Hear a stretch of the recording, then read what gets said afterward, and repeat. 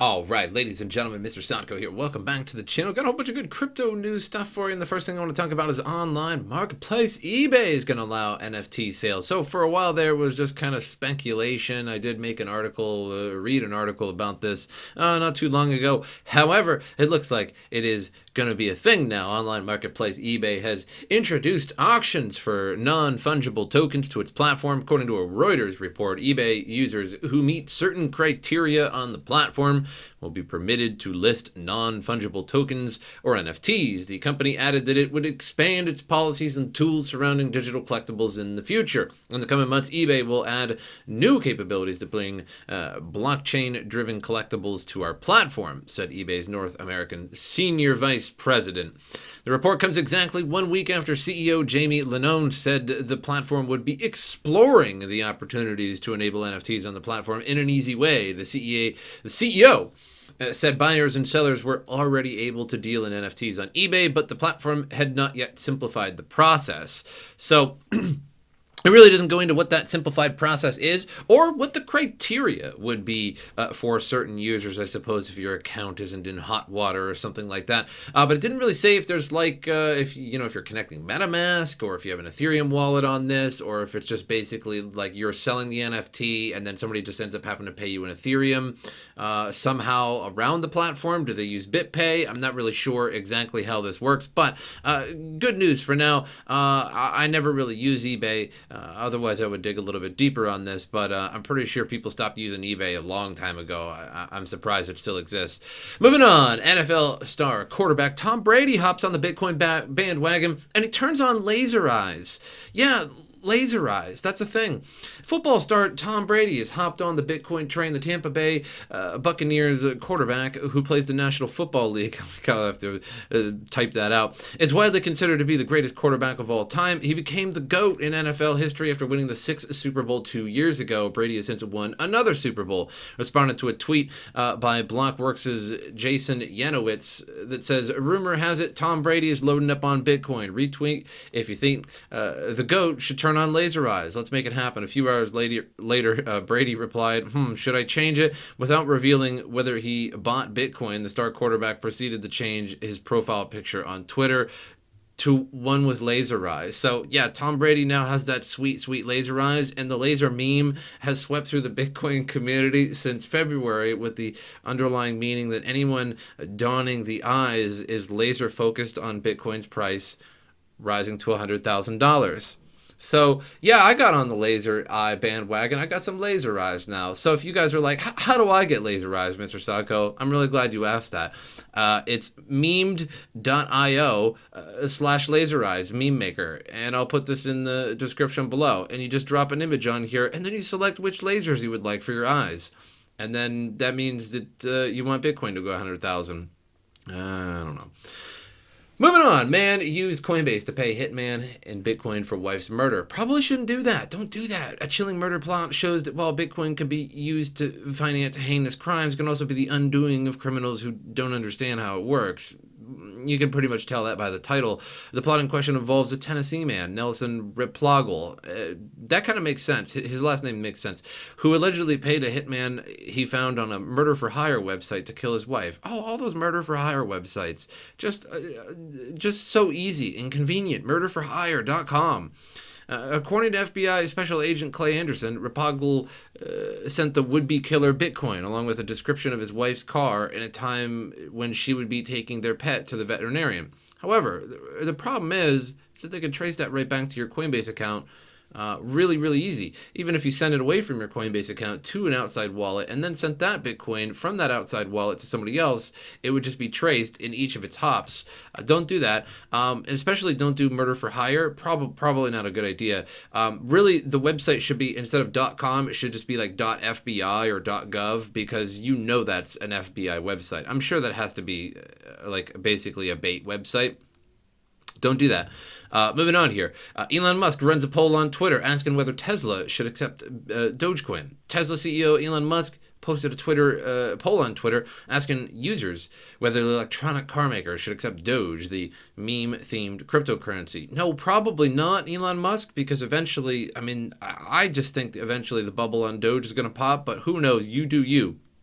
Doge, a fork of Litecoin, originally created as a joke in 2013. It's up like 22,000%. So basically, Elon Musk has been shilling it for quite a while here. But moving on to Twitter, do you want Tesla to accept Doge? This is the, and I clicked yes just because I needed any answer so I could see the results of the poll. Something like 3.197 million people commented on this, 77.6% of which said yes. The remaining 22.4% said no, so pretty overwhelming that they want Tesla to accept Doge. But I don't know who would have enough Doge, except for those like top 3 wallets that hold Doge, enough Doge to buy a Tesla. Although I suppose with all the gains everybody's been making since it's up like 22,000% in a year, I suppose you could buy a Tesla with it.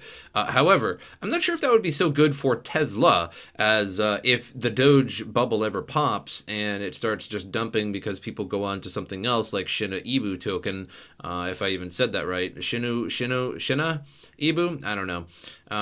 And that's pumping like something like 2 million% since it was out a little while ago. And people just seem to be moving. It seems like people are really loving the meme coins lately. It seems like we're in a whole new fad. Like the previous fad was NFTs. Previous before that was yield farming. So now we went from like yield farming to NFTs. So it was basically proof of work coin after proof of work coin in 2017, plus ICOs. And then in December of 2018, it was just basically everybody biting their nails off. And then we got to DeFi, yield farming, NFTs. Now we're on meme coins. So I tell you guys, about every 3, 4, 5 months or so in the crypto world, 3 to 5 months, something like that, the trend changes to something new. And whether it's actually new tech or it just happens to be something new that somebody found out. I mean, because we've had NFTs for a long time. I mean, CryptoKitties were technically NFTs, but nobody called it an NFT until somebody dubbed it an NFT, and then that just makes it explode, right? So. Oh, here's Shiba token right here. Literally right here. I was talking about it, didn't even notice it. So yeah, that's up like something millions of percent. And people are pumping that something extreme. And then it'll just move on to a new fad in a few months or something like that. So we have these new meme coins that people are pumping, these low cap or like super high circulating supply coins. But moving on, Chia Network, not so green. CPU mining reportedly destroys SSD in weeks. So Chia Network, which emerged onto the crypto scene with the promise of cleaning up the environmental mess left by Bitcoin, may not be as green as it seems. Unlike Bitcoin, Chia Miners network mines coins using an alternative to the proof of work. Chia coins are produced using only hard drive storage, and mining them doesn't really require special ASIC hardwares or GPUs. So it's basically proof of capacity like Burst Coin. I think it's a little bit different, but it's basically proof of capacity like Burst Coin. And so you get these big hard drives, and then your hard drive is just absolutely peppered up with hashes. And then whenever a new block comes along, all the hard drives check to see if they have something that's close as possible to that hash. And then they submit that, and then you gain a block. That's as far as I've learned about Chia. So the problem is that you need a fast hard drive. So HDDs would work with the whole actual disk inside of it, but they're a little bit slower in finding the data. So somebody would end up finding the correct hash before you did that was on their hard drive somewhere in the world. So what you really need is SSDs or something like that that are much, much faster than HDDs. However, the problem is that as SSDs rewrite data over and over, so if you fill up an SSD with a bunch of data and then you delete it and then fill it up with data again, eventually the little transistors or what have you inside of the SSDs wear out, and eventually your maximum capacity of the hard drive is actually going down over time. And eventually the hard drive will just be totally worn out. But reports coming out of China suggest that saving the environment isn't as easy as it sounds when it comes to crypto. According to local fast technology, the shelf life of a standard 512 gigabyte SSD would be worn out after just 40 days of continuous Chia mining, based on data write volume of 256 terabytes in that time period. A 1 terabyte hard drive would last around 80 days, while a 2 terabyte hard drive would last around 160 days. So basically writing on a 512 gigabyte SSD, you're writing 256 terabytes in 40 days. So you're basically writing the entirety of the hard drive, wiping it, writing the entirety of the hard drive numerous times in order to equal 256 terabytes. I mean, essentially double that, like 512, basically 512 times you're writing over the entirety of the hard drive, and it actually wears out SSDs like that. So once a hard drive exceeds a certain data write volume, its consumer warranty protections become null and void. Hard drives typically ship with anywhere from 3 to 5 year warranties, yet Chia mining could invalidate such warranties as well. So basically kills hard drives. But moving on here, CBOE files another Bitcoin ETF application with the SEC. So many companies desperately trying to file ETFs for Bitcoin in the United States. All of them, every single one of them shot down. But more and more of them are trying to come about. The idea is that we need an ETF in the United States because that actually trades physical Bitcoin. Whereas something like CBOE just trades fictional Bitcoin. It's basically just paper trading. You might as well just flip a quarter and bet, is the price going to go to 60,000? Flip a coin, and another person bets it's going to go to 50, and whoever gets heads or tails loses, and then you just give them money. That's basically CBOE futures. It's just cash-backed futures. You're just basically betting on the price of Bitcoin. Whereas Grayscale is pretty close to an ETF. It's basically an ETF in disguise, where they can't sell the Bitcoin directly because they're not an ETF. So instead, they just create their own derivative and call it GBTC, and then sell those to investors. But the problem is that institutional investors who have big, rich clients who want to buy up stocks and ETF stuff and stuff like that, they can't do it with Bitcoin because you need like an institutional outlet for that, and an ETF would do that. The price of Bitcoin would almost certainly skyrocket if the day that North America or the United States gets a Bitcoin ETF. But the CBOE has filed Fidelity's Wise Origin Bitcoin Exchange Traded Fund with the United States Securities and Exchange Commission. CBOE filed a Form 19B4 on Monday seeking to list Fidelity's Wise Origin Bitcoin Trust Bitcoin ETF. So that's literally the name. Sick, right? Fidelity's Wise Origin Bitcoin Trust Bitcoin ETF. So Bitcoin in there twice for good measure. That was initially submitted to the SEC by the $4.9 trillion asset manager back in March. So we're talking trillions of dollars that could possibly flow through an ETF, particularly in the United States. Now, there's some in Canada, and a lot of customers went from Grayscale to those Canadian ETFs, but I think a United States ETF would basically flatline all of their ETFs.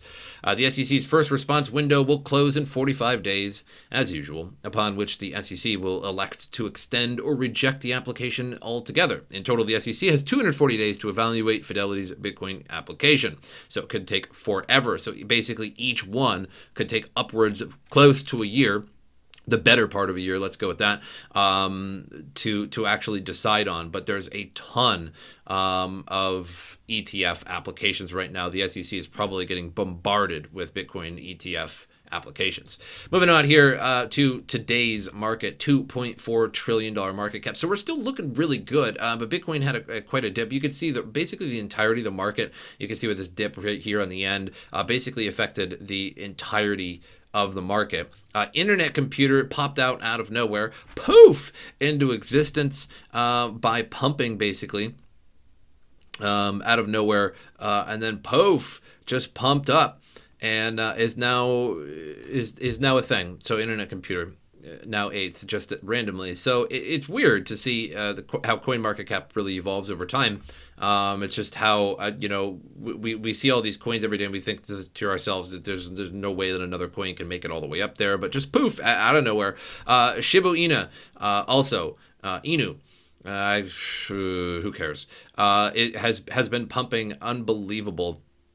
There's something like what do we got here? Millions, billions, trillion, 394 trillion. I think there's a total of something like 1 quadrillion Shiba out there, and it's supposedly the Doge killer. They also have another one called Leash, and then they're coming out with a DeFi platform called Bone. So there's basically Shiba, Leash and Bone, but Bone is not out yet. Leash is already out, but Leash is like the opposite of Shiba, in that it's not basically 1 trillion circulating supply. Instead, it's like 100,000 circulating supply, so the price is much higher. Yet the volume might be lower, obviously. So interesting market we have going on here. So basically everything's down. Ethereum's still at $4,000. So that $5,000 dream not far away. We're 80% of the way to that $5,000 dream of Ethereum. And then to $10,000, and then at $10,000, I can say we're on our way to that $20,000 dream. So I could just keep, it's fun because I just keep moving it up. But $5,000 Ethereum, it's going to happen. But that's all I have for you guys. Make sure you like, subscribe, share the video. That helps me out a lot. My social media in the description below. Become a member of the channel. Hit the join button. $2.99. You get a Cool Beans badge, and whenever you comment on live streams or in videos, you get a Cool Beans badge next to your name. It makes you look 32% cooler, and those gains for $2.99 ain't a joke. So it's up to you guys. That's all I have for you guys, and as usual, I'll see you next time.